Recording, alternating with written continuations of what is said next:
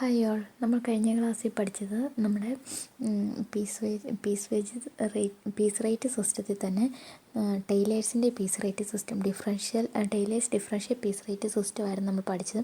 അതിനകത്തെ പ്രോബ്ലംസ് നിങ്ങൾ ചെയ്തു എന്ന് വിചാരിക്കുന്നു. കുറച്ച് പേര് എനിക്ക് സെൻഡ് ചെയ്തിട്ടുണ്ട്. ഇനി ചെയ്തിട്ട് കിട്ടിയില്ല എന്നുണ്ടെങ്കിൽ എന്നോട് ചോദിക്കുക, അല്ലെങ്കിൽ എത്രയും വേഗം തന്നെ ചെയ്ത് നിങ്ങൾ എനിക്ക് സബ്മിറ്റ് ചെയ്യുക. അപ്പോൾ ഇതിൻ്റെ കൂടെ പറയാനുള്ളത്, നമ്മൾ ഈ 3 പീസ് റേറ്റ് സിസ്റ്റമാണ് പഠിക്കാൻ പോകുന്നത്. ടെയിലേഴ്സിൻ്റെ ഉണ്ട്, മെറിക്സിൻ്റെ ഉണ്ട്, അതുപോലെ ഗ്യാൻ ടാസ്ക് എന്ന് പറഞ്ഞിട്ട് അടുത്തൊരു മെത്തേഡും കൂടിയുണ്ട്. അപ്പോൾ ഈ 3 തന്നെ ഏറ്റവും ഇമ്പോർട്ടൻ്റ് ആയിട്ടുള്ളത് ഈ ടെയിലേഴ്സിൻ്റെ ഡിഫറൻഷ്യൽ പീസ് റേറ്റ് സിസ്റ്റം തന്നെയാണ്. അതുകൊണ്ട് നിങ്ങളിപ്പോൾ ഓൾറെഡി 2 പ്രോബ്ലംസ് ചെയ്തിട്ടുണ്ടല്ലോ. അപ്പോൾ ആ കൂട്ടത്തിൽ തന്നെ നമുക്ക് പ്രാക്ടിക്കൽ പ്രോബ്ലത്തിൽ ഈ ടെയിലേഴ്സിൻ്റെ 1-2 പ്രോബ്ലംസ് എക്സ്ട്രാ നമുക്ക് തന്നിട്ടുണ്ട്. അതുകൂടി നിങ്ങളൊന്ന് ചെയ്യണം എന്നുള്ള കാര്യം ഞാൻ ആദ്യമേ തന്നെ പറയുകയാണ്. ഇവിടെ പേജ് നമ്പർ 156 പ്രാക്ടിക്കൽ പ്രോബ്ലം 7 അതുപോലെ തന്നെ പ്രാക്ടിക്കൽ പ്രോബ്ലം 9 ഇത് രണ്ടും ടെയിലേഴ്സിൻ്റെ ഡിഫറൻഷ്യൽ പീസ് റേറ്റ് സിസ്റ്റം ചെയ്യാനുള്ളതാണ്. അതും കൂടി നിങ്ങളൊന്ന് ചെയ്തേക്കണം. കാരണം നമുക്ക് ഇത് എക്സാമിന് എന്തായാലും ഇതിലേതെങ്കിലും ഒരു മെത്തേഡ് ചോദിക്കും. ഉള്ളതിൽ തന്നെ ഇമ്പോർട്ടൻ്റ് ആയിട്ടുള്ളത് ഈ ടെയിലേഴ്സിൻ്റെ മെത്തേഡ് ആയതുകൊണ്ട് നിങ്ങൾ കൂടുതൽ പ്രോബ്ലം ചെയ്യുവാണെങ്കിൽ നിങ്ങൾക്ക് തന്നെ കൂടുതൽ ഈസി ആയിരിക്കും. അപ്പം ഒന്നും കൂടി ഒന്ന് നോട്ട് ചെയ്യുക. പ്രാക്ടിക്കൽ പ്രോബ്ലം 7 and 9 ഇതും കൂടി ഒന്ന് ചെയ്യുക. ഇതിന് ശേഷം നമുക്ക് മെറിക്സിൻ്റെ പഠിക്കാനുണ്ട്, അതുപോലെ ഗ്യാൻ ടാസ്കിൻ്റെ പഠിക്കാനുണ്ട്. അപ്പം മെറിക്സിൻ്റെയും ഗ്യാൻ ടാസ്കിൻ്റെയും 2 മെത്തേഡ് കൂടി നമുക്ക് ഈ ക്ലാസ്സിൽ പഠിക്കണം. ഓക്കെ. അപ്പം ടെയിലേഴ്സ് ഡിഫറൻഷ്യൽ പീസ് റേറ്റ് സിസ്റ്റത്തിൽ നമ്മൾ പറഞ്ഞത് ഓരോരുത്തരുടെ എഫിഷ്യൻസിക്ക് അനുസരിച്ച് അവർക്ക് പേയ്മെൻറ്റ് കൊടുക്കാമെന്നുള്ളതായിരുന്നു. ഇൻഎഫിഷ്യൻ്റ് ആയിട്ടുള്ളവർക്ക് കുറച്ച് പേയ്മെൻറ്റ്, അതുപോലെ ഹൈലി എഫിഷ്യൻ്റ് ആയിട്ടുള്ളവർക്ക് ഹൈ പേയ്മെൻറ്റ് കൊടുക്കാമെന്നുള്ളതായിരുന്നു. അതിനോട് ചേർന്ന് തന്നെയായിട്ടുള്ളതാണ് ഈ മെറിക്സിൻ്റെ മൾട്ടിപ്പിൾ പീസ് റേറ്റ് സിസ്റ്റവും വരുന്നത്. ഇവിടെ Merrick's multiple piece rate system is a slight modification of Taylor's differential piece rate system. അപ്പോൾ ടെയിലേഴ്സിൻ്റെ ആ ഡിഫറൻഷ്യൽ പീസ് റേറ്റ് സിസ്റ്റത്തിൽ നിന്ന് കുറച്ചൊരു മോഡിഫിക്കേഷൻ വരുത്തില്ല, കുറച്ചൊരു ചേഞ്ച് വരുത്തിയിട്ടാണ് മെറിക്സ് എന്ന് പറയുന്ന ആൾ അദ്ദേഹത്തിൻ്റെ ഈ ഒരു സിസ്റ്റം ഫോം ചെയ്തേക്കുന്നത്. അപ്പോൾ ഇവിടെ പറഞ്ഞേക്കുന്നത് നമ്മൾ ടെയിലേഴ്സിൻ്റെ അതിനകത്ത് നമ്മൾ ഔട്ട്പുട്ട് പെർ യൂണിറ്റ് ഔട്ട്പുട്ടിൻ്റെ എമൗണ്ട് എടുത്തിട്ട് അതിൽ നിന്ന് ഹൈലി എഫിഷ്യൻ്റ് ആയിട്ടുള്ളവർക്ക് എത്രയാണ്, ലോ എഫിഷ്യൻ്റ് ആയിട്ടുള്ള എത്രയാണ് കൊടുക്കുന്നതായിരുന്നു പറഞ്ഞത്. അപ്പോൾ ഇവിടെ വരുമ്പം 3 രീതിയിൽ, അതായത് 3 ലെവൽ ഓഫ് പെർഫോമൻസാണ് മെറിക്സ് ഫോം ചെയ്തിരിക്കുന്നത്. First one, workers below 83% of efficiency are paid wages at the ordinary piece rate for the actual output produced by them. അതായത് ഞാൻ പറഞ്ഞു 3 തിരിച്ചേക്കാണ് എഫിഷ്യൻസി, വർക്കേഴ്സിൻ്റെ എഫിഷ്യൻസിനെ. ഇവിടെ 83%-നും താഴെയാണ് അവരുടെ എഫിഷ്യൻസി എങ്കിൽ അവർക്ക് ഓർഡിനറി പീസ് റേറ്റാണ് കൊടുക്കത്തുള്ളൂ. എത്രയാണോ നോർമൽ പീസ് റേറ്റ് അവരുടെ എത്ര ഔട്ട്പുട്ട് പ്രൊഡ്യൂസ് ചെയ്തോ അതിനങ്ങ് കൊടുത്തേക്കും. ഇനി രണ്ടാമത്തെ പറഞ്ഞേക്കുന്നത് workers who are of the efficiency level of 83% to 100% are paid wages at 110% of the ordinary piece rate for the actual output produced by them. അപ്പോൾ രണ്ടാമത്തെ എഫിഷ്യൻസി ലെവൽ എന്ന് പറയുന്നത് 83 to 100%.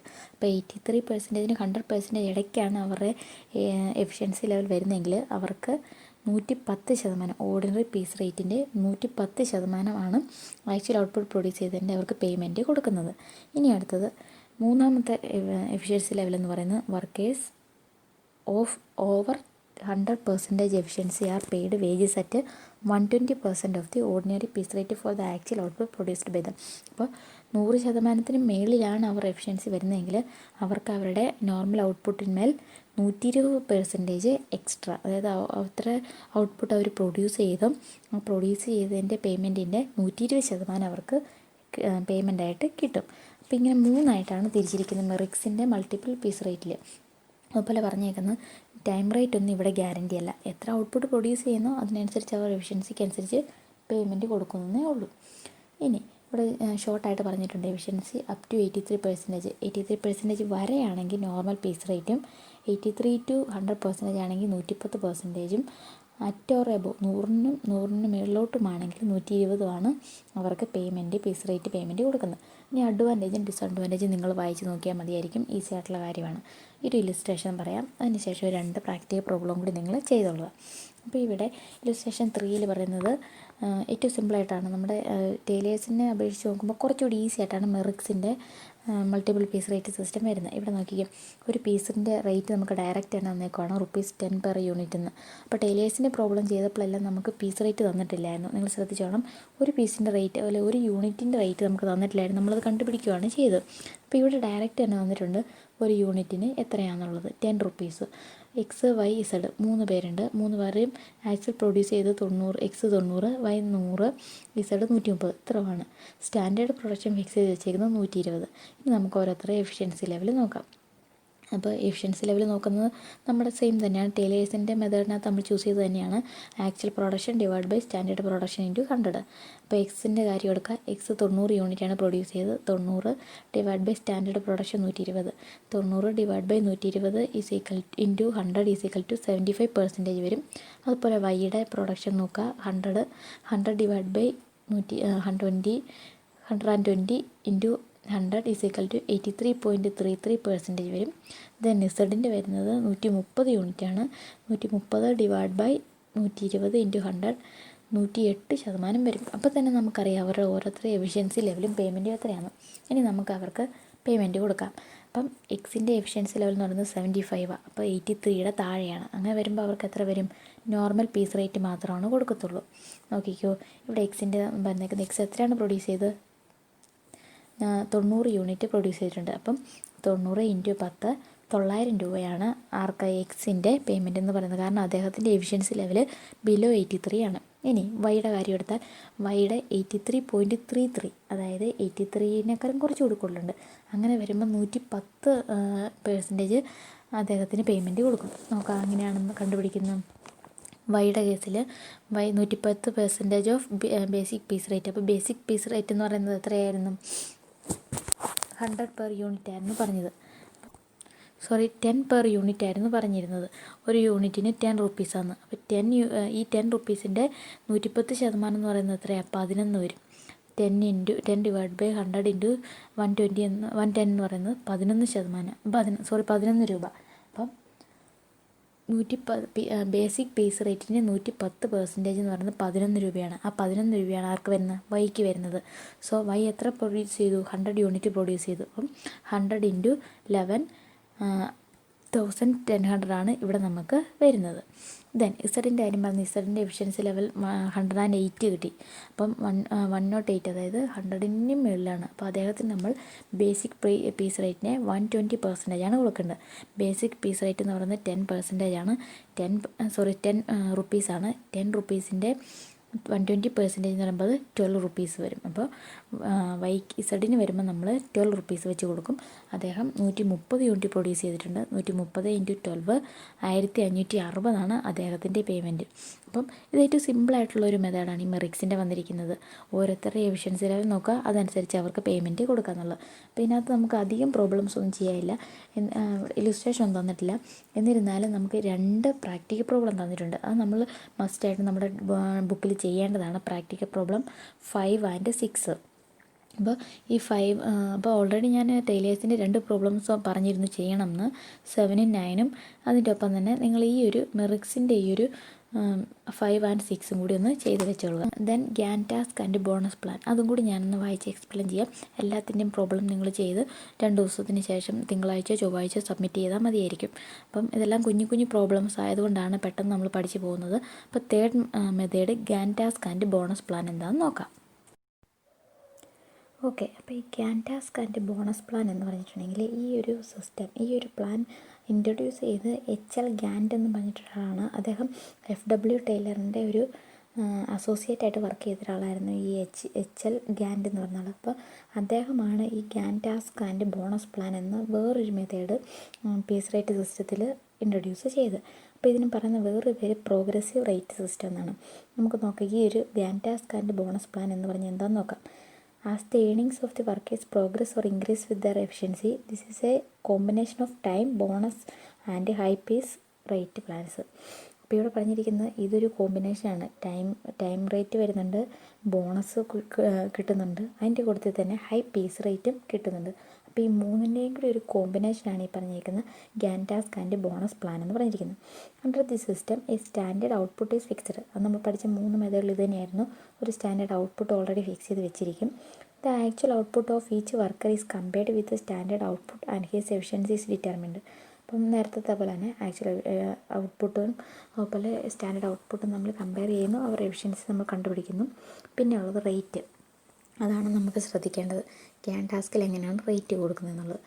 ബിലോ സ്റ്റാൻഡേർഡ്, അതായത് നമ്മൾ ഫിക്സ് ചെയ്ത് വെച്ചിരിക്കുന്ന output ആ ഔട്ട്പുട്ടിനും താഴെയാണ് പ്രൊഡക്ഷൻ വരുന്നതെങ്കിൽ ബിലോ സ്റ്റാൻഡേർഡ് വരുന്നു. അപ്പോൾ അദ്ദേഹത്തിൻ്റെ ഏണിംഗ് എന്ന് പറയുന്നത് ടൈം വേജസ് ആയിരിക്കും. ബോണസ് ഒന്നും കൊടുക്കത്തില്ല. ടൈം വേജസ് എത്രയോ അത് മാത്രമാണ് ബിലോ ആവറേജ് ആയിട്ട് നിൽക്കുന്ന ആൾക്ക്, ബിലോ സ്റ്റാൻഡേർഡ് ആയിട്ട് നിൽക്കുന്ന ആൾക്ക് കൊടുക്കത്തുള്ളൂ. രണ്ടാം എന്ന് പറയുമ്പോൾ സ്റ്റാൻഡേർഡ് റേറ്റിൻ്റെ ഒപ്പം തന്നെ, അല്ലെ സ്റ്റാൻഡേർഡ് ഔട്ട്പുട്ടിൻ്റെ ഒപ്പം തന്നെ പ്രൊഡ്യൂസ് ചെയ്ത ആൾക്ക് ടൈം വേജസും അതിൻ്റെ കൂട്ടത്തിൽ തന്നെ 20% of time wages as bonus. അപ്പോൾ സ്റ്റാൻഡേർഡിൻ്റെ ഒപ്പം തന്നെ നിൽക്കുന്ന ആൾക്ക് സ്റ്റാൻഡേർഡ് ഔട്ട്പുട്ടിൻ്റെ അത്ര തന്നെ പ്രൊഡ്യൂസ് ചെയ്ത ആൾക്ക് ടൈം വേജസും അതുപോലെ ആ ടൈം വേജസിൻ്റെ 20% എക്സ്ട്രാ ബോണസും കൂടി കൊടുക്കും. മൂന്നാമത്തെ പറഞ്ഞിരിക്കുന്നത് എബോവ് സ്റ്റാൻഡേർഡിന് മേളിലുള്ള ആൾക്ക് ഹൈ പീസ് റേറ്റും ആയിരിക്കും കൊടുക്കുന്നത്. അപ്പോൾ ശരിക്കും പറഞ്ഞാൽ ഇത് മൂന്നിൻ്റെയും കൂടി ഒരു കോമ്പിനേഷനാണ്. ടൈം റേറ്റ് വരുന്നുണ്ട്, പിന്നെ ബോണസ് വരുന്നുണ്ട്, അതുപോലെ തന്നെ ഹൈ പീസ് റേറ്റും വരുന്നുണ്ട്. ഈ അഡ്വാൻറ്റേജും ഡിസഡ്വാൻറ്റേജും നമുക്ക് പ്രോബ്ലം ചെയ്യുന്ന ശേഷം നിങ്ങൾ വായിച്ച് നോക്കിയാൽ മതിയായിരിക്കും. നമുക്ക് ആ മോഡൽ ഒരു ഇല്ലസ്ട്രേഷൻ നോക്കാം. Illustration 4. From the information given below, calculate the earning of workers under Gantt task and bonus plan. Time rate എന്ന് പറയുന്നത് ₹15 per hour. ഒരു അവറിന് 15 രൂപ വെച്ച് ടൈം റേറ്റ് വരുന്നുണ്ട്. High task per day of 8 hours എന്ന് പറഞ്ഞാൽ സ്റ്റാൻഡേർഡ് ഔട്ട്പുട്ടിൻ്റെ കാര്യമാണ് പറഞ്ഞേക്കുന്നത്. 8 hours ഉള്ള ഒരു ദിവസം ഔട്ട്പുട്ട് എന്ന് പറയുന്നത് ഹൈ ടാസ്ക് എന്ന് പറഞ്ഞാൽ അല്ലെങ്കിൽ സ്റ്റാൻഡേർഡ് ഔട്ട്പുട്ട് എന്ന് പറയുന്നത് 80 യൂണിറ്റാണ്. അതുപോലെ ഹൈ പീസ് റേറ്റ് എന്ന് പറയുന്നത് 2 per unit. High piece rate കൊടുക്കുന്നത് ഒരു യൂണിറ്റിന് ₹2 വെച്ചിട്ടാണ്. അതുപോലെ in an 8 hours day, X produced 70 units, Y produced 80 units and Z produced 90 units. അപ്പോൾ X 70ഉം Y 80ഉം Z 90 unit produce ചെയ്തു. നമുക്ക് നോക്കുമ്പോൾ അറിയാം സ്റ്റാൻഡേർഡ് എങ്ങനെയാണ് പോകുന്നത്. അപ്പോൾ അവരുടെ റേറ്റ് കണ്ടുപിടിക്കാനാണ് പറഞ്ഞത്. അപ്പം നമുക്കിവിടെ സ്റ്റാൻഡേർഡ് ഔട്ട്പുട്ട് എന്ന് പറഞ്ഞാൽ 8 ആണ്. എക്സ് അതിൻ്റെ താഴെ 70 പ്രൊഡ്യൂസ് ചെയ്തുള്ളൂ. അപ്പോൾ എക്സിനെ സംബന്ധിച്ച് അദ്ദേഹത്തിന് ടൈം റേറ്റ് മാത്രമല്ല ടൈം വേജസ് മാത്രമാണ് കിട്ടുള്ളൂ. അപ്പോൾ ടൈം വേജസ് എന്ന് പറയുന്നത് എത്രയായിരുന്നു? ഒരു അവറിന് 15 രൂപ. അപ്പോൾ 15 രൂപയിൽ 8 hours ഉള്ളൊരു ദിവസമാണെങ്കിൽ എക്സിന് കിട്ടാൻ പോകുന്നത് 8 × 15 മാത്രമാണ് എക്സിന് കിട്ടത്തുള്ളൂ. അപ്പോൾ നമുക്ക് ഓൾറെഡി ഞാൻ ഒന്നും കൂടി പറയാനുള്ളത് ലെവൽ ഓഫ് ഔട്ട്പുട്ട് കൂടി കണ്ടുപിടിക്കേണ്ടതായിട്ടുണ്ട്. ലെവൽ ഓഫ് എഫിഷ്യൻസി അല്ലെങ്കിൽ ലെവൽ ഓഫ് പെർഫോമൻസ് കൂടി കണ്ടുപിടിക്കേണ്ടതായിട്ടുണ്ട്. അപ്പം നമുക്ക് നേരത്തെ കണ്ടുപിടിച്ചാൽ അതിനെ 3 പേരുടെയും ലെവൽ ഓഫ് പെർഫോമൻസ് കണ്ടുപിടിക്കാം, എഫിഷ്യൻസി ലെവൽ കണ്ടുപിടിക്കാം. എക്സിൻ്റെയും വൈയുടെയും ഇസഡിൻ്റെയും എങ്ങനെയായിരുന്നു കണ്ടുപിടിക്കുന്നത്? Actual output divide by standard output × 100. അങ്ങനെ ചെയ്യുമ്പം എക്സിന് 87.5ഉം വൈക്ക് 100%ഉം ഇസഡിന് 112.5%ഉമാണ് അവരുടെ എഫിഷ്യൻസി ആയിട്ട് കിട്ടുന്നത്. ഇനി നമുക്ക് അവരുടെ ഏണിങ്സ് അല്ലെങ്കിൽ അവരുടെ പേയ്മെൻറ്റ് എങ്ങനെയാണെന്ന് നോക്കാം. എക്സിൻ്റെ കാര്യം ഞാൻ ഓൾറെഡി തന്നെ എക്സ്പ്ലെയിൻ ചെയ്തതാണ്. അദ്ദേഹം ബിലോ സ്റ്റാൻഡേർഡാണ് പോയേക്കുന്നത്. അദ്ദേഹത്തിൻ്റെ ഔട്ട്പുട്ട് എന്ന് പറയുന്നത് എത്രയായിരുന്നു? 70 ഉള്ളൂ. അപ്പോൾ അദ്ദേഹം ബിലോ സ്റ്റാൻഡേർഡിൽ പോയിരിക്കുന്നതുകൊണ്ട് അദ്ദേഹത്തിന് നമ്മൾ ടൈം വേജസ് ആണ് കൊടുക്കുകയുള്ളൂ. 8 hours ഉള്ള ഒരു ദിവസം 8 × 50 per hour വെച്ച് 120 രൂപ നമ്മൾ കൊടുക്കും. ഇനി വൈയുടെ കാര്യം പറയുന്നത് വൈക്ക് ടൈം വേജസും കൊടുക്കും, അതിൻ്റെ കൂട്ടത്തിൽ 20% ബോണസും കൊടുക്കും. അതായത് പെർഫോമൻസ് അറ്റ് സ്റ്റാൻഡേർഡിൻ്റെ അത്ര തന്നെ 100% ഇതിനകത്തുണ്ട്. അല്ലെങ്കിൽ ഇവിടെ നോക്കുകയാണെങ്കിൽ വൈ 80 യൂണിറ്റാണ് പ്രൊഡ്യൂസ് ചെയ്തേക്കുന്നത്. അപ്പം സ്റ്റാൻഡേർഡ് 80 അദ്ദേഹം പ്രൊഡ്യൂസ് ചെയ്ത് 80 ആയതുകൊണ്ട് അറ്റ് സ്റ്റാൻഡേർഡിലാണ് നിൽക്കുന്നത്. അങ്ങനെയുള്ള വൈക്ക് നമ്മൾ കൊടുക്കുന്നത് ടൈം വേജസിൻ്റെ 20%. ടൈം വേജസ് എന്ന് പറയുന്നത് 120 ആണ്. അതുപോലെ 120യുടെ 20% എത്രയാണ്? 24. 120 + 24 144 ആണ് വൈക്ക് കിട്ടുന്നത്. മിക്സറിൻ്റെ കാര്യം എടുക്കാം. നമുക്ക് ഔട്ട്പുട്ടിൻ്റെ കാര്യത്തിൽ നോക്കുവാണെങ്കിലും എഫിഷ്യൻസിയുടെ കാര്യത്തിൽ നോക്കുവാണെങ്കിലും മിക്സറാണ് ഹൈ പീസ് റേറ്റിന് ഇറക്കാനായിട്ടുള്ളത്. ഇസഡ് ഔട്ട്പുട്ടിൻ്റെ കാര്യത്തിൽ എത്ര ഔട്ട്പുട്ട്? 90 ഔട്ട്പുട്ട് പ്രൊഡ്യൂസ് ചെയ്തു. അതുപോലെ തന്നെ ഇസറിൻ്റെ എഫിഷ്യൻസി ലെവൽ നോക്കുകയാണെങ്കിൽ 112.5% എഫിഷ്യൻസി ലെവലും ഉണ്ട്. അപ്പോൾ നമുക്ക് അദ്ദേഹത്തിന് ഹൈ പീസ് റേറ്റ് കൊടുക്കാം. 90 യൂണിറ്റ് × ഹൈ പീസ് റേറ്റ് നമുക്ക് ക്വസ്റ്റ്യൻ തന്നിട്ടുണ്ട്, 2 രൂപയാണ്.